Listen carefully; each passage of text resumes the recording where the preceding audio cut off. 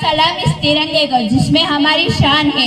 हर घर लहराए तिरंगा, यही हमारी पहचान है। झोंका हवा का आता है,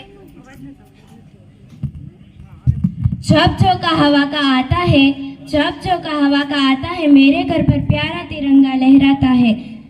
मिट्टी की ये खुशबू यह हमें दे जाते हैं, शहीद हुए नौजवानों का सपना फिर से याद आता है। 26મી જાન્યુ કાર્યક્રમમાં ઉપસ્થિત ગામના સરપંચશ્રી, આચાર્યશ્રી, વાલીગણ, મારા ગુરુજનો, એસએનસીના સભ્યો તથા મારા સાથી મિત્રો, આજે અમે બંને બહેનો આપણા રાષ્ટ્રીય ધ્વજો વિશે તમને માહિતી આપશું। ધ્યાનપૂર્વક સાંભળવા નમ્ર વિનંતી। આપણા ભારત દેશના રાષ્ટ્રીય ધ્વજને 7 વખત ફેરવવામાં આવ્યો છે। તેમાં આપણે 90 વર્ષ લાગી ગયા છે। તેમાં સૌપ્રથમ 1857માં અંગ્રેજોએ એક આપણા ભારત દેશ ઉપર રાષ્ટ્રીય ધ્વજ લાગુ પાડ્યો હતો।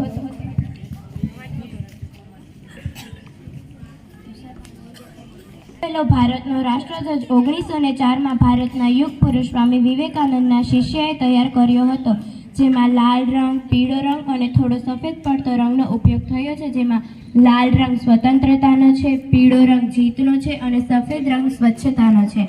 આની વચ્ચે જે વ્રજનું નિશાન છે તે બૌદ્ધ ધર્મમાંથી લેવામાં આવ્યું છે અને આ રાષ્ટ્રધ્વજમાં જે લખેલું છે તે બંગાળી ભાષામાં વંદે માતરમ લખેલું છે। આ ધ્વજની ફરતે 101 દીવાઓ પ્રચલિત છે અને આ રાષ્ટ્રધ્વજને પારસીબાગ કોલકાતામાં 7 ઓગસ્ટ 1906માં ફરકાવવામાં આવ્યો હતો। આના પરથી આ રાષ્ટ્રધ્વજ બનાવવામાં આવ્યો છે। આ રાષ્ટ્રધ્વજમાં લીલો, પીળો અને લાલ રંગનો ઉપયોગ થયો છે, જેમાં સૌપ્રથમ લીલો રંગ છે, જેમાં 7 કમળ દર્શાવવામાં આવ્યા છે અને લીલા રંગ બાદ હવે પીળો રંગ આવે છે, જેમાં વંદે માતરમ લખેલું છે અને છેલ્લો એટલે કે લાલ રંગ એક બાજુ ચંદ્ર અને બીજી બાજુ સૂર્ય દર્શાવવામાં આવ્યો છે। અને 7માં ત્રીજો ધ્વજ મેડમ કામા અને કેટલાક ક્રાંતિકારીઓ સૌપ્રથમ પેરિસમાં ફરકાવવામાં આવ્યો હતો। આની કેસરી રંગ, પીળો રંગ અને લીલો રંગ। કેસરી રંગની ઉપર 7 તારા છે, 7 તારા સપ્તઋષિને દર્શાવે છે। બીજો રંગ પીળો છે, તેમાં વંદે માતરમ લખેલ છે। ત્રીજો રંગ લીલો છે, તેમાં એક સૂરજ, અર્ધચંદ્ર અને એક તારો છે।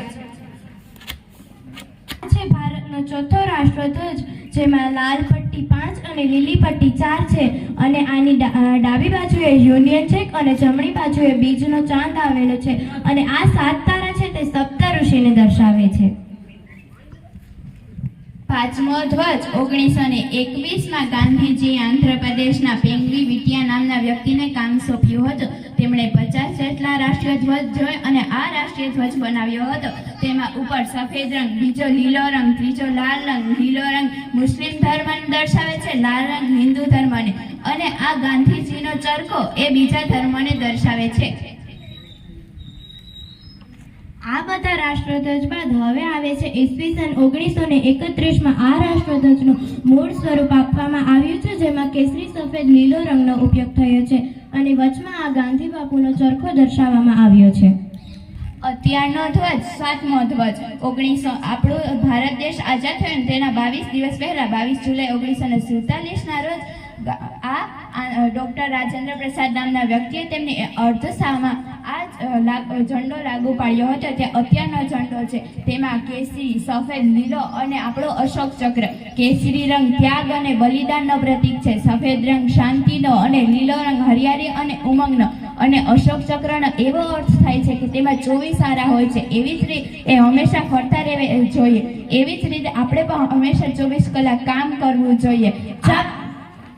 આ રાષ્ટ્રીય ધ્વજ ખાસ પ્રકારના કાપડથી બને છે, તેનું નામ ખાદી કાપડ છે। તેમની લંબાઈ અને પહોળાઈ 2:3 હોવી જોઈએ। તેમના ત્રણેય પટ્ટી સરખી હોવી જોઈએ। જબ તક સૂરજ ચાંદ રહેગા